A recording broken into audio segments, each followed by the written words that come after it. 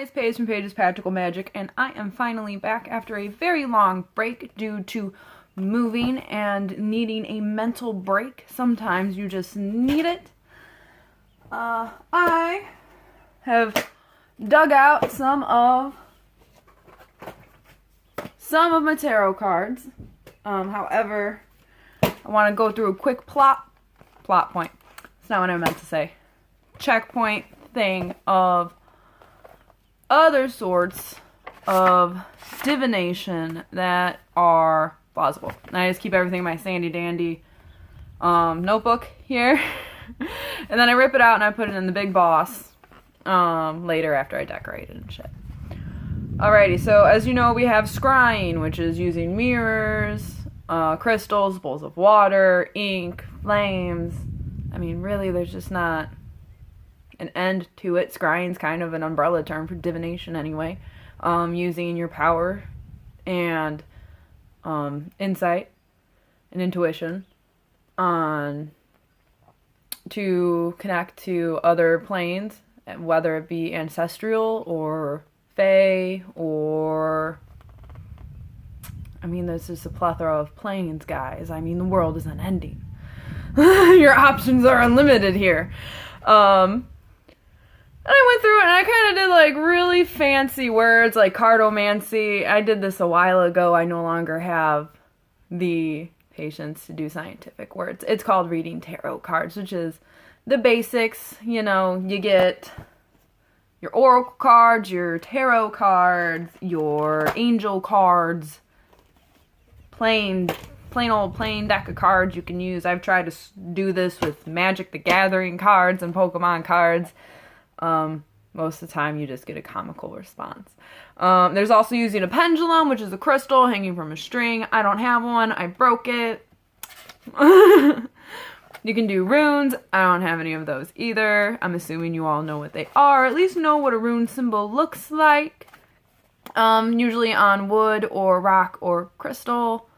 You can even use pieces of paper and a hat if you have to. You can also do tea or coffee readings with the leftover tea in there. There's no really right or wrong way to do this. I can't give you guys a list of images and symbols. It'd be kind of pointless because different things mean different to certain people. However, most of the time, if you Google a basic symbol list, usually it means the obvious of what that is. There's also using, ooh, wow, fancy word I wrote down.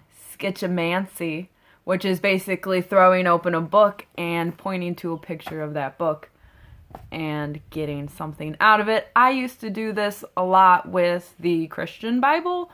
Strangely, I would have it feel all the pages a few times, pick out a page, pick out a verse, and that is how that works. Basically, just use a book that you're really connected with. That's my best advice on that. I like that a lot. You can also, if you have a tarot book, do the same thing. It's like a traveling deck of cards, motherfucker. That's why I don't do it anymore, because I always open to shit like this. Oh well. I already knew this, guys. You ain't telling me nothing. Also, you have automatic writing. I'm horrible at automatic writing. It's also very sloppy. I have sloppy penmanship to begin with. You channel the energy and the spirit through you, and it writes your answer. A lot of these are basic 101 things that, again, you can find 90% of any pagan or Wiccan video you are going to watch on the internet in Google already. Everything's been done a trillion times. Everything. It's so hard to come up with new information on this shit. I'm just here to vomit it back out at you guys and then show you my own special things because I like to brag. You can also do astrology, spirit boards. Do not recommend. I'm not going into, guys. Don't fuck with spirit boards, please. Palmistry, reading palms, not good at that. And I think that's all I wrote down. And now I would just like to go and show you guys what I got. Basically,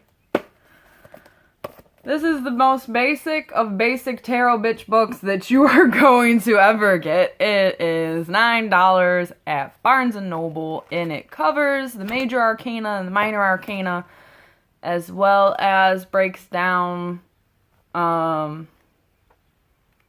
different numbers apparently in here. Didn't know that. Obviously didn't read it cover to cover. I just use it as a instruction manual. It's good. It's black and white. I forget the name of the very basic tarot deck. Rider? Does that sound familiar? I don't have a basic tarot deck that looks like the images you'll see on here or in here. My tarot deck that I have is it's only the major arcana. A lot of people say that you can't use it when it's divided like that. I don't see the purpose of having the minor arcana unless I'm doing a super big spread, and I do not do very big spreads at all. I do 1 to 3 card draws unless it's a Sabbath. This is my daily tarot deck.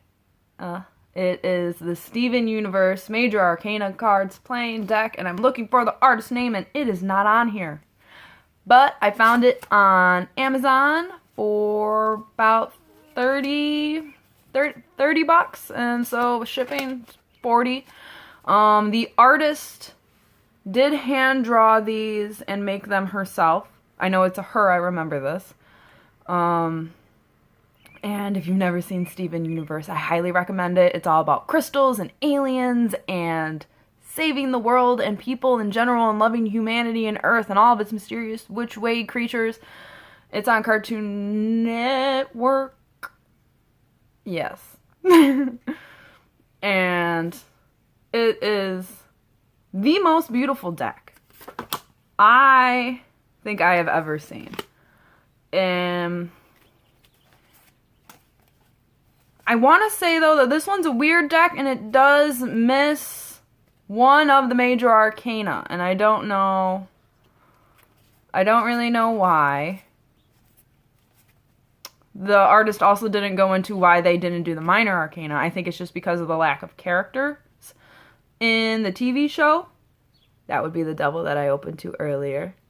And if you watch the show, the cards that go with this make total sense why Sapphire and Ruby are the lovers, because Sapphire and Ruby, when they are made together in alchemy, will create Garnet. Garnet is a separate character. Let's see if I can find Garnet. She is a separate character who is the mom of everybody. That's why she's also on the Emperor card. And I mean, it's just visually great. I connected with it a lot. It's very important to have a deck that you connect with, that you feel energy vibrating off of, or something that really calls to you. And that's just going to make it work a lot better for you. And these bad boys have never done me wrong. A lot of people say, or it's a tradition, that your first deck has to be gifted to you. My first deck was kind of gifted to me. However, I did get to pick it out. And it's not a tarot deck. It is a oracle deck that I have had since the beginning of my craft. It is Destiny's Portal by Barbara Moore, and the art is done by Jessica Galbraith. This is the book that comes with it. It breaks down into different spreadsheets. It comes with spells per each different card and breaks each card down as well. Oracle decks are not like your major arcana. They are different. They can be anything that the artist so chooses. Just like major arcana, there is no cards called Tattered Dreams. That's something the artist came up with, much like Nightfall or Silver Moon Fairy. This again is a beautiful, beautiful deck. And it is all about fairies and mermaids and dragons. And it was one of the first things that really called me into the craft, was not getting ridiculed. for loving or believing in fae or dragons. Like, once I found out that people were into this entirely and believed in it wholeheartedly, it sparked a fire that is uncontrollable. I've had this for forever. You should probably keep them in satchels and bags to protect them. I used to have one around these guys. Don't rubber band them, please. But it broke. Let's see. Then we have another type of cards that people like to use a lot are angel decks. This is the most confusing shit I have ever had. Like, learning about the Key of Solomon was more understandable than this. For me, I don't do angel magic. Hardly ever. The only angel I've ever worked with is Michael because I needed a cord cutting ceremony. And I just don't think it worked because I wasn't connected. The only, well, I should say the only other angel besides Michael I work with all the time is Lucifer, obviously, because he's my personal best angel in the entire universe, who obviously loved us just as much as the Christian God did. Anyways, my love of Lucifer will be in the next video. This is a very pretty deck. It has different suits. It comes with 4 different suits. This is nice because it gives you, I don't know if y'all will be able to read that because it's probably backwards, but the angel symbols and meanings, as well as numeral meanings, which I see a lot of lately. Lots of 111, 444, 666, 222. Pretty much every single time I look somewhere. And per usual, it breaks down card by card, gives it a name, what it does, what it's supposed to help for. I don't know. See, they're all supposed to be different gates to lead you to certain things. It's a lot. It's a lot to retain. It's a lot to work with me. I know not all angel decks are this complicated, or maybe this one isn't even complicated and I just don't understand. I don't. I think I've used this guy thrice. It'll have the suit on the back of the card. I think there's 4 different ones. Tree of Life, Tree of Sacral Knowledge, Fountains of something, and Star Gateways to whatever. I got them because they're fucking beautiful as well. That's how I buy all of my things. Aesthetically. I don't know, it just feels like I should have it. That's what I go with. These are all very kaleidoscopy. Excuse me, kaleidoscopy. And for some reason my family is obsessed with kaleidoscopes. Probably because, you know, most of them were raised within the 60s and 70s. This specific one was $15 at Barnes & Noble. It's by Sterling Publications. The author is Angela McKeer. I do remember the company, Sterling. I believe that's a decent company. Trying to just find more pretty cards to show you guys, because there are a lot of cards in this deck. I think it is like a 30-something card deck. But it does come in a nifty carrying box, and you can fit the box inside of the book, so you never lose one nor the other, because it just goes right in there. I have a text message. Oh, that'd be my cupes to the tobacco store. That I use for tobacco. And one more deck I wanted to show you guys, because this is my longest video fucking ever, but it's my first video back in a long time, so I'm pacing myself.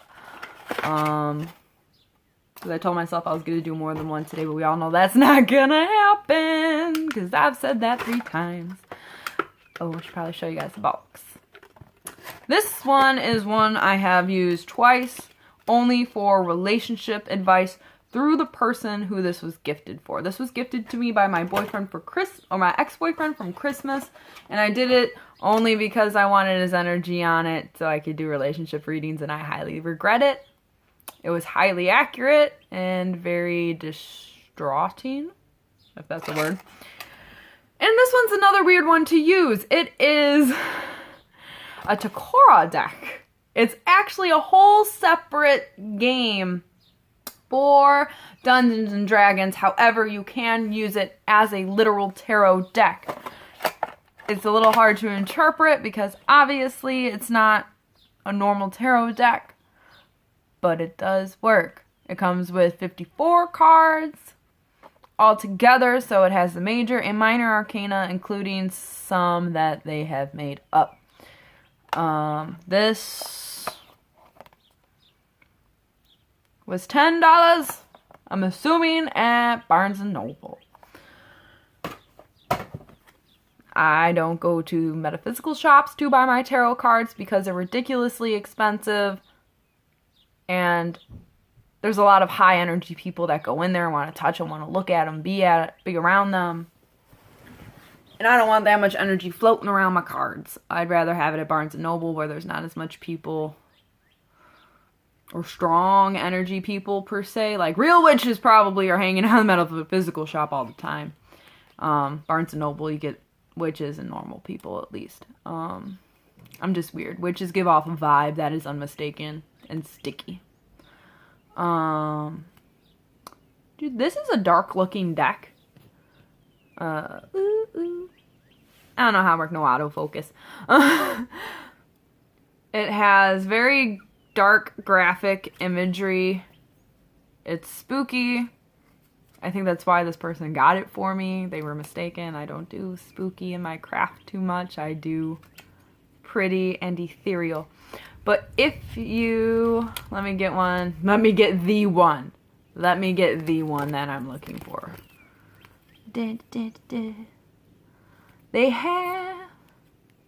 They'll have up in the corners here a number, a name, and a symbol. The symbol and the number. The numbers are for the minor arcana. These are for the type. So cup, sword, wand. You know. If you don't know, then that's why we got Google. Or you can watch my lovely friends here on the YouTubes. I am looking for the Disasterly. There she is.